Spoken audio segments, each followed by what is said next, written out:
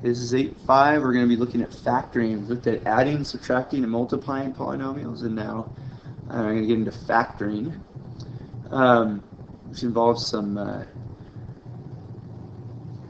principles of division here. So property is always try to pull out the GCF first. We did talk about that with finding the greatest common factor and dividing that into each term.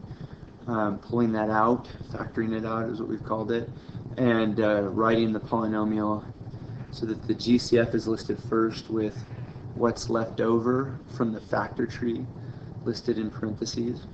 And so just as a review here, the GCF of this first polynomial, we have a binomial here. If we think about our factor tree, this factors 2 and x, 16 would be 4, and 4, which factors is 2, 2, 2, 2.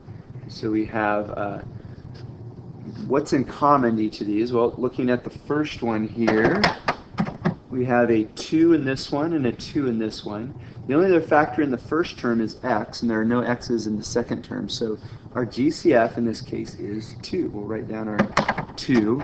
And if we divide 2 into 2x, or look at what's left over at the bottom of our factor tree, we have a factor of x.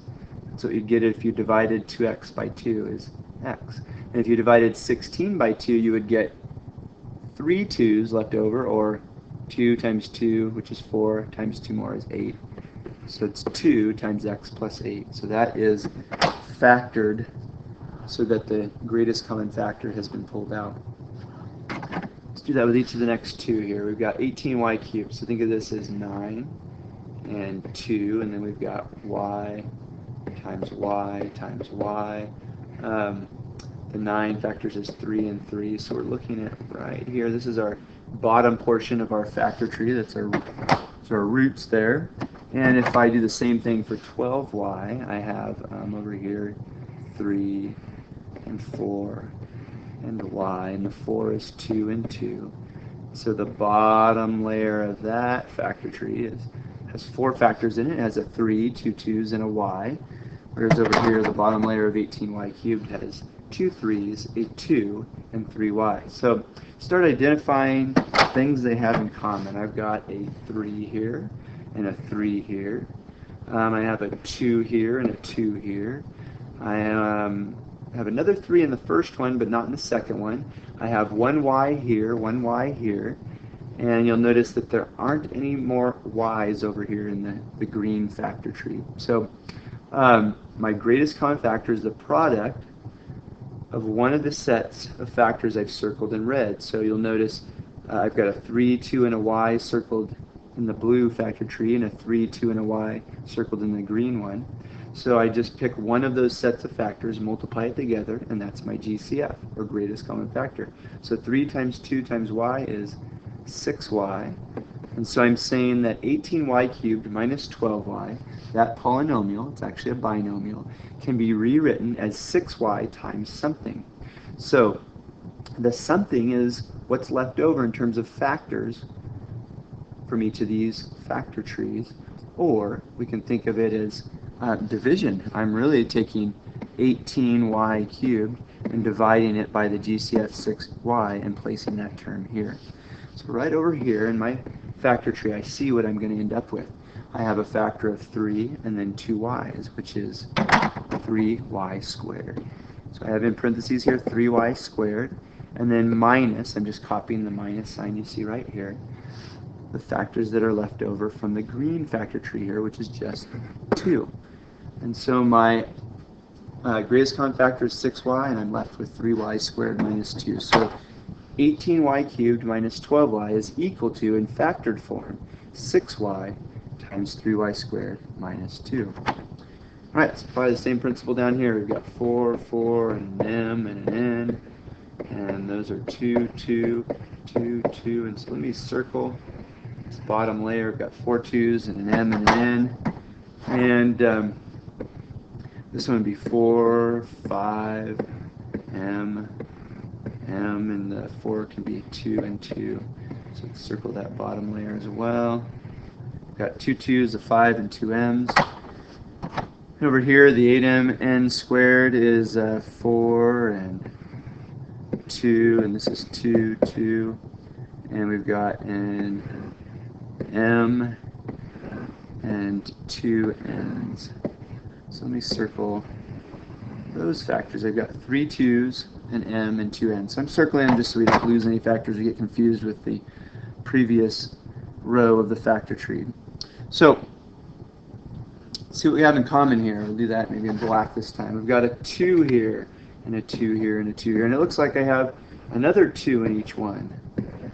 And then I don't have another 2 in each of these. I have one in the blue one and one in the green one, but not in the red factor tree. So 2 2's that are common.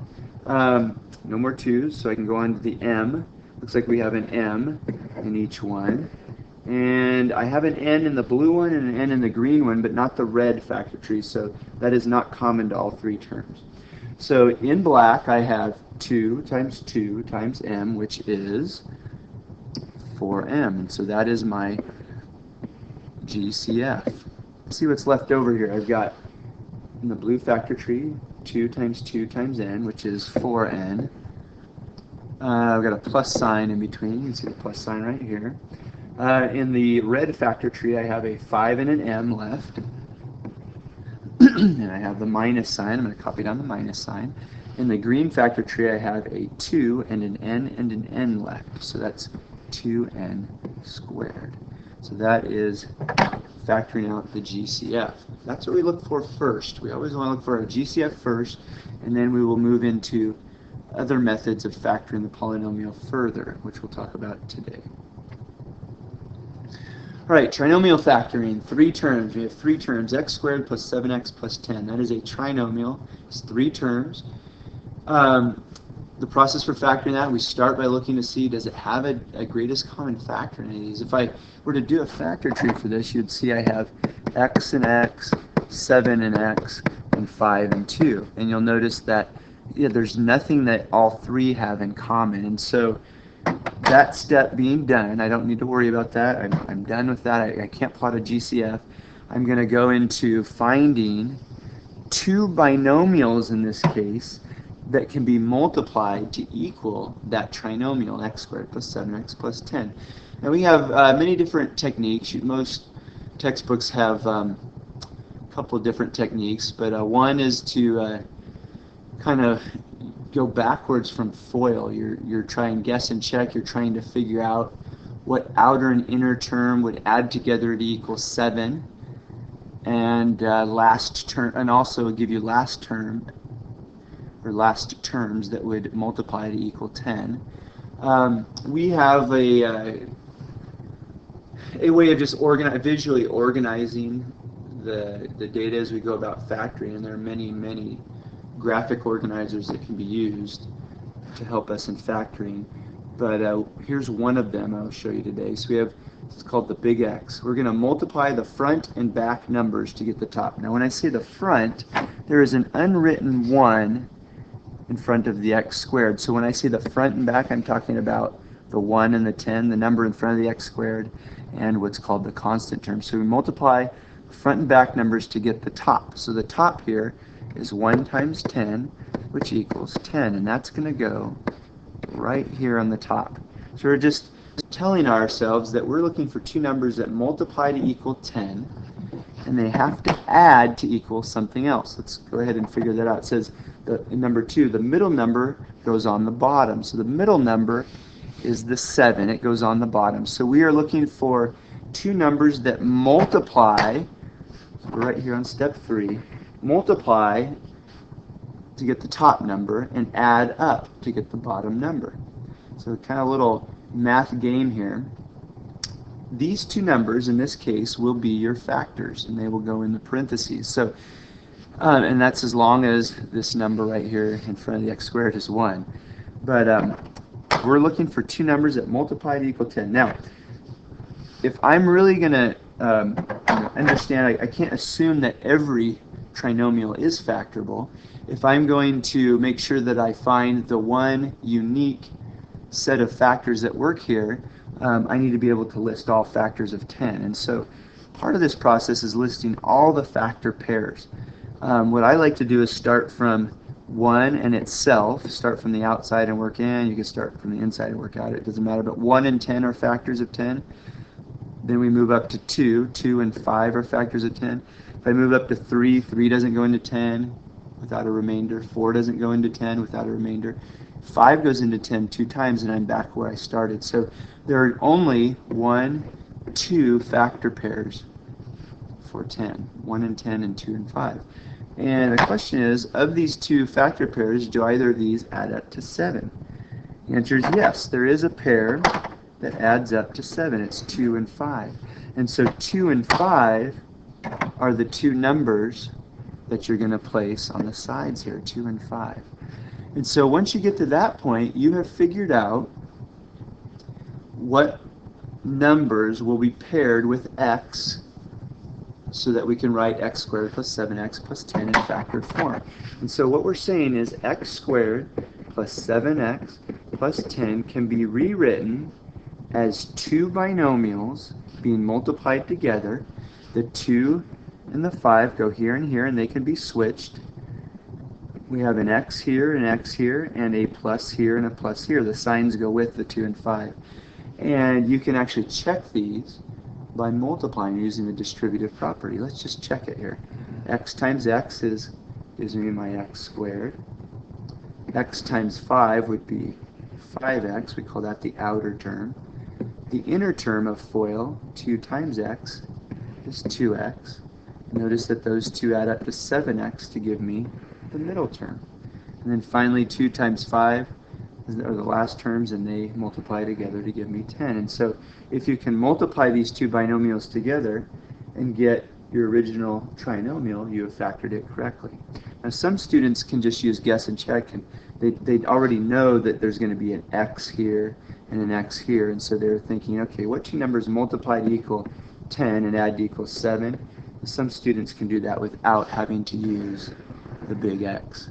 The big X is a nice visual way to organize our work, remind us of what we're looking for as we're factoring what we call a simple quadratic. This is a simple quadratic. And we're going to extend this process to not so simple quadratics next time.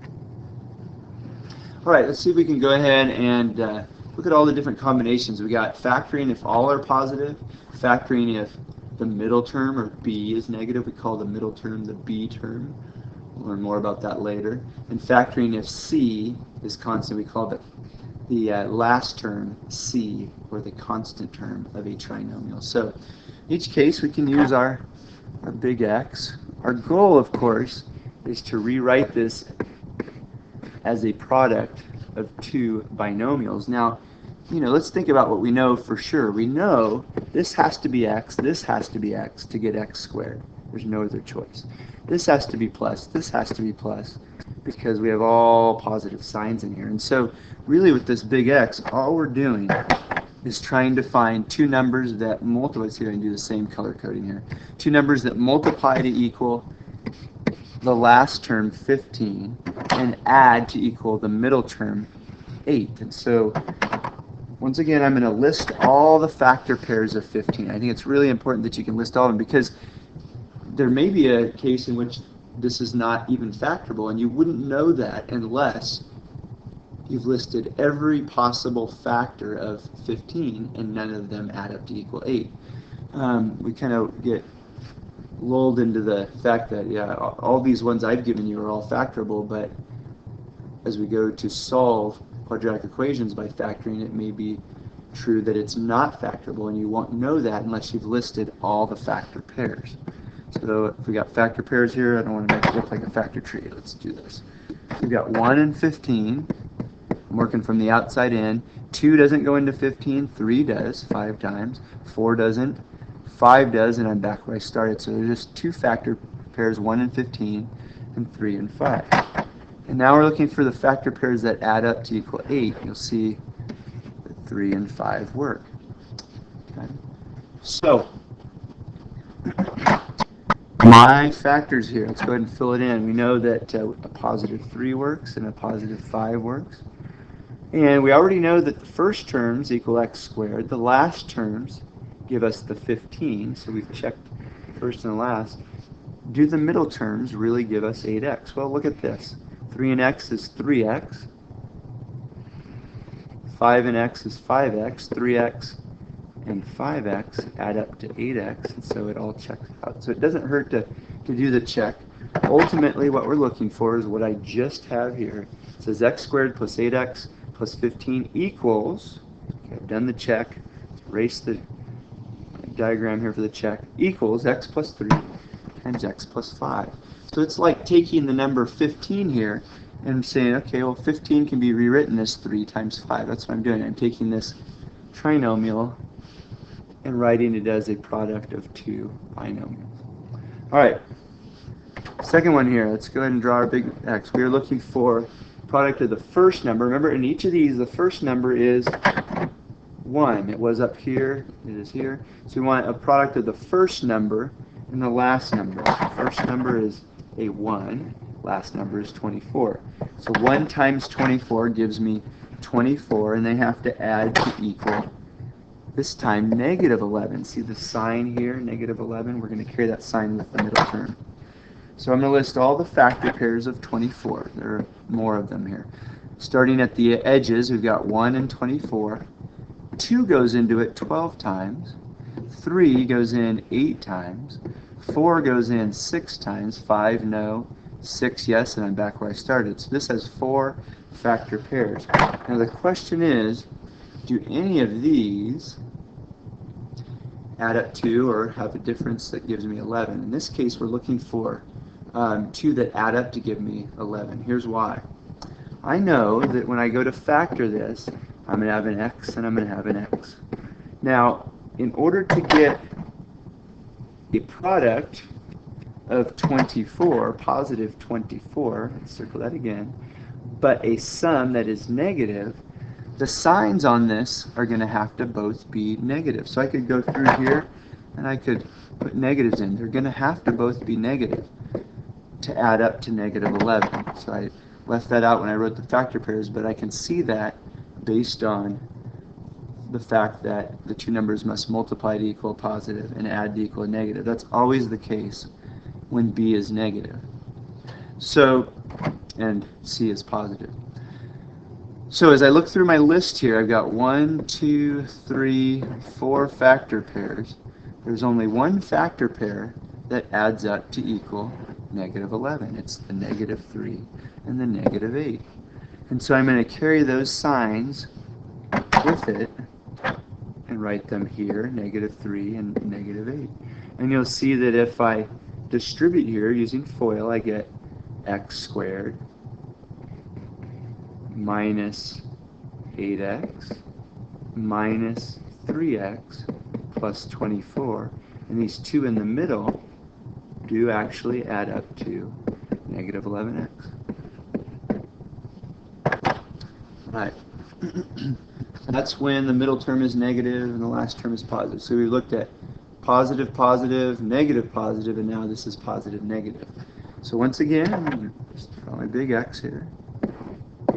I'm looking for factors of negative 15, two numbers that multiply to equal negative 15, add to equal 2. And let's fill in what I know so far. I know this is X, and this is X. In terms of signs, I don't know yet. We're going to figure those out right now. Let's go ahead and write all my factor pairs of negative 15. So negative 15 could be, well, when I bring that negative into it, it changes things. It could be 1 and negative 15, or it could be negative 1 and positive 15. Both of those multiply to equal negative 15. The next one is 3 and negative 5, or negative 3 and 5. Both of those also multiply to equal negative 15. So those are all my factor pairs.